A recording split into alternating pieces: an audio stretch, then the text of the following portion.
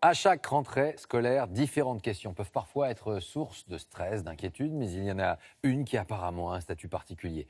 Plus de place en crèche, la nounou qui démissionne, et c'est l'agenda familial qui se retrouve sous tension.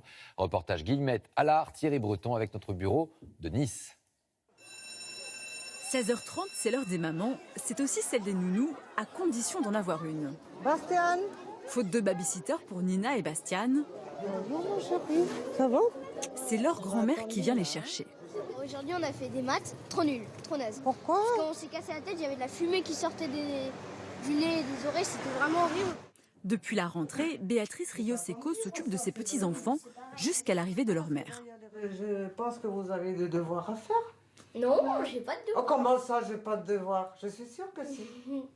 Une solution de dépannage pratique pour les enfants, mais contraignante pour Béatrice. C'est un peu dur pour moi parce que c'est fatigant. Tous les jours, rentrer à la maison, arriver vers 8h, faire à manger. J'ai un mari, j'ai des activités. Voilà, je peux pas tout arrêter. Quand le système D ne fonctionne pas, beaucoup de parents se tournent vers des professionnels.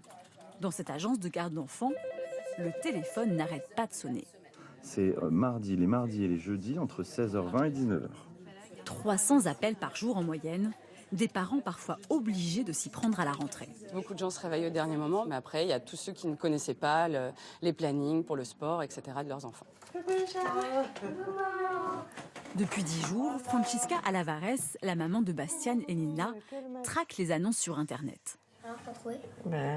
Parce que celle-là n'est pas disponible tous les jours.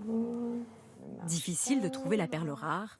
À contre-cœur, Francisca envisage d'embaucher 2 nounous au lieu d'une pour toute la semaine. C'est bien plus agréable d'avoir toujours la même personne. Il s'habitue à cette personne, il crée un lien spécial. Donc avoir 2 personnes, avoir à gérer, il va plus savoir quel jour vient, qui vient quel jour. Pour eux, c'est plus compliqué, quoi.